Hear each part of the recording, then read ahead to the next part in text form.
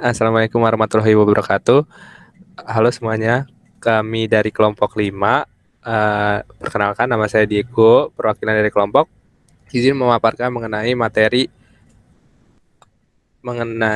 ketetapan dalam mengkaji model epidemiologi kebijakan kesehatan dan pendekatan masyarakat dalam pelayanan kesehatan.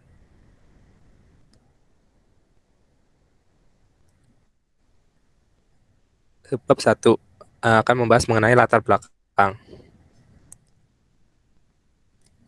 Pertama kita akan membahas definisi. Kebijakan adalah aturan tertulis yang merupakan keputusan formal organisasi bersifat mengikat dan yang mengatur perilaku dengan tujuan untuk menciptakan tata nilai baru dalam masyarakat. Kebijakan akan menjadi rujukan utama para anggota organisasi atau anggota masyarakat dalam berperilaku.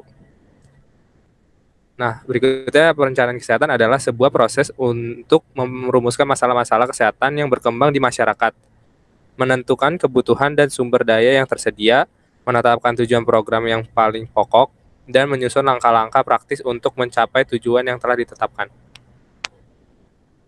Nah, berikut tujuan kebijakan kesehatan. Nah, pertama itu ada untuk menyediakan pola pencegahan, pelayanan yang terfokus pada pemeliharaan kesehatan, pengobatan penyakit dan perlindungan terhadap kaum yang rentan itu menurut Gormley 1999. Berikutnya, kebijakan kesehatan dapat bertujuan untuk terhadap masyarakat. Untuk kebanyakan orang, kebijakan kesehatan itu hanya peduli kepada konten saja.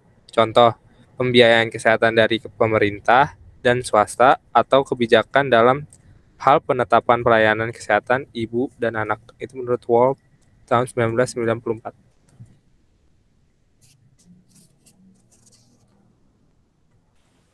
Baik, selanjutnya subbab kedua yaitu ada model-model kebijakan kesehatan yang akan dibahas oleh saya, Safitri Huriatul Maula.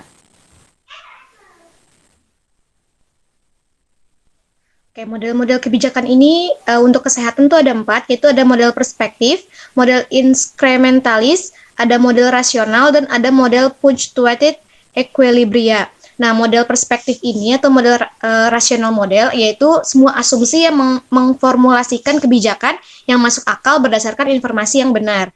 Untuk model inkrementalis yaitu membuat kebijakan secara pelan dan bernegosiasi dengan kelompok-kelompok yang berminat untuk menyeleksi kebijakan yang diprioritaskan.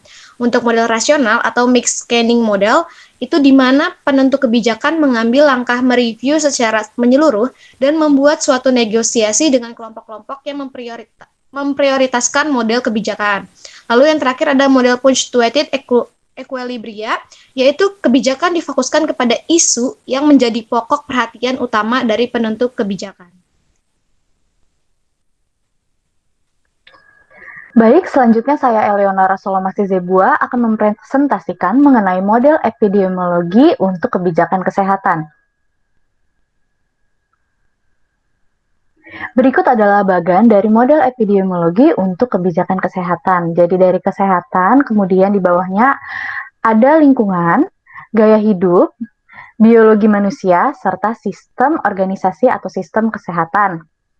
Jadi model di atas menunjukkan bahwa dalam mengambil keputusan untuk kebijakan kesehatan, perlu memperhatikan lingkungan, gaya hidup seseorang, biologi manusia, dan sistem organisasi kesehatan atau sistem kesehatan.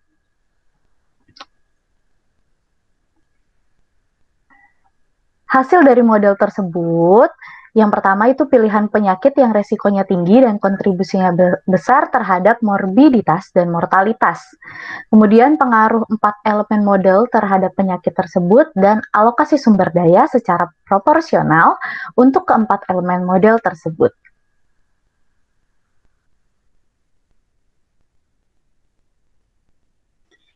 Nah, berikutnya saya Rahayu Putri akan menjelaskan mengenai keuntungan dari model kebijakan kesehatan. Nah, di sini keuntungannya dari model perspektif ada yang pertama, pembuat kebijakan akan melakukan peningkatan atau perbaikan fasilitas atau apapun itu terkait kesehatan.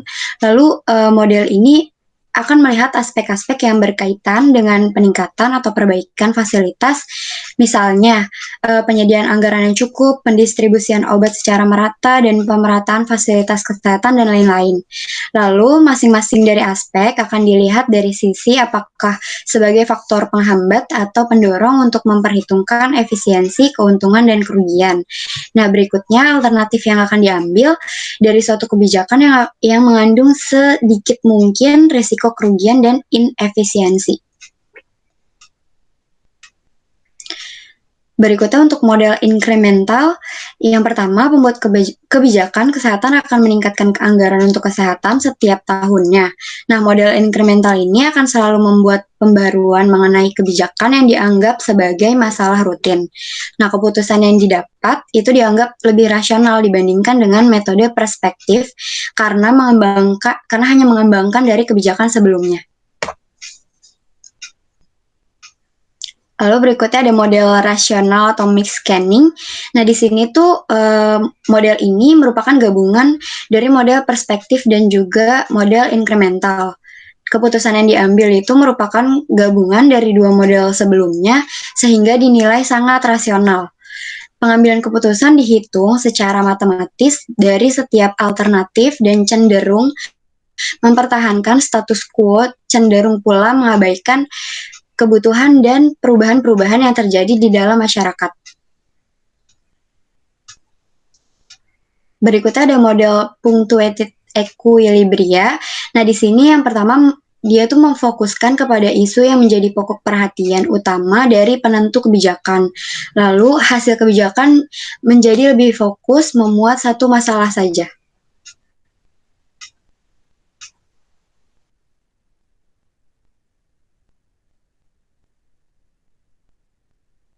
Selanjutnya saya Yaskal Gabriel akan menjelaskan tentang langkah-langkah dalam aplikasi model kebijakan kesehatan. Yang pertama, langkah yang dilakukan adalah seleksi pada penyakit yang beresiko tinggi dan kontribusi secara substansial pada semua mortalitas dan morbiditasnya. Lalu, proporsi alokasi pada faktor kontribusi pada penyakit untuk 4 elemen pada model epidemiologi yang tadi sudah dijelaskan. Lalu